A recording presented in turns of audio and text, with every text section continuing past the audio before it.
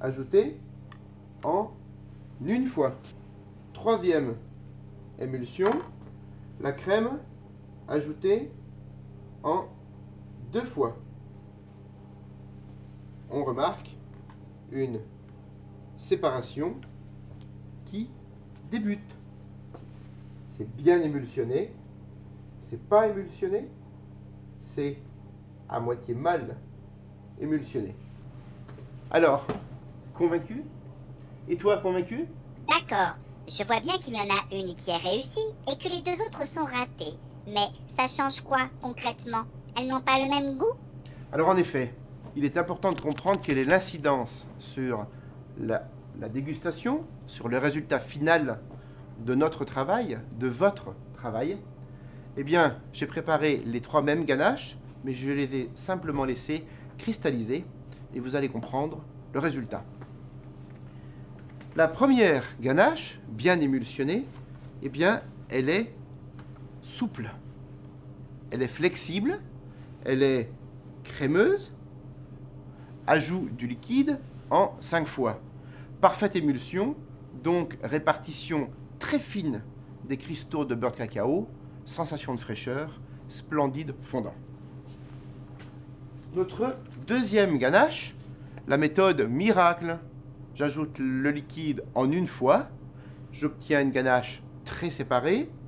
Ce résultat, c'est après 24 heures de cristallisation. Et bien évidemment, lorsque je regarde la texture, ça casse. La texture est très désagréable, très grasse. On remarque que les cristaux se sont réagglomérés et que la texture en fonte sera très grasse. N'oublions pas que le point de fusion du beurre de cacao, c'est 34,5 degrés, 35 degrés, et notre corps n'est pas si chaud. Troisième ganache, notre ganache presque émulsionnée, j'oserais dire presque ratée.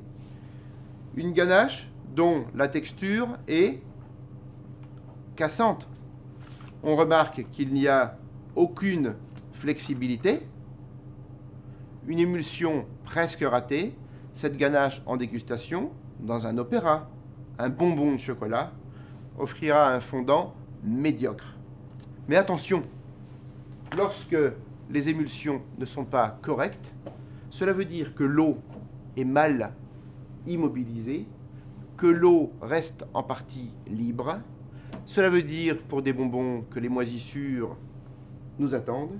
Cela veut aussi dire que pour des opéras, des mousses chocolat, eh bien, dans un congélateur, l'eau va vivre, l'eau va subir la congélation, et le résultat à la décongélation va lui aussi être relativement médiocre. Fred, Oui, j'ai bien compris, la réussite de mon émulsion est très importante. Mais pourrais-tu s'il te plaît récapituler oui, toutes les étapes oui, pour que je puisse toujours réussir mes oui. émulsions? Alors en effet, pour que tout soit clair, pour que la ganache n'ait plus aucun secret pour vous, pour que l'émulsion ne soit plus ni tabou ni complexité, on fait ensemble un récapitulatif des étapes primordiales, des étapes nécessaires au succès. C'est très simple, retenez-les bien, on voit ça ensemble. Donc faisons ensemble un résumé des étapes fondamentales à la réussite d'une ganache, ou plus précisément d'émulsion de chocolat. On a utilisé aujourd'hui du chocolat noir, on l'utilise toujours partiellement fondu. Dans le cas d'utilisation de chocolat au lait ou de chocolat blanc, vous prendrez le soin de les utiliser fondus. Premier point. Deuxième point, pour une émulsion réussie, vous l'avez compris, l'ajout du liquide doit être réalisé en 3 fois minimum, 4 ou 5 fois, c'est l'idéal. Troisième point, il n'y a pas d'émulsion sans friction. La friction, c'est ce qui permet de mélanger très intimement de l'eau avec de la matière grasse. Quatrième point, vous l'avez compris, au contraire du mayonnaise, il est important de surveiller la température de mélange d'une ganache.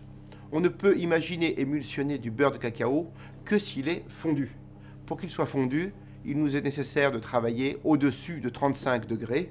Nous vous conseillons 40-45 degrés.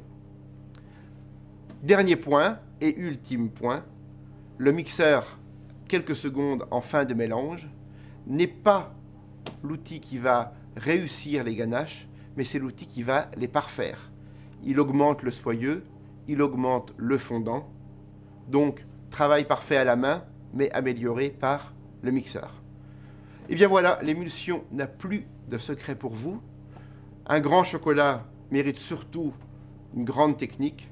On connaît votre talent, on connaît vos compétences. On a passé ensemble ces quelques instants, ces quelques minutes à l'école du grand chocolat.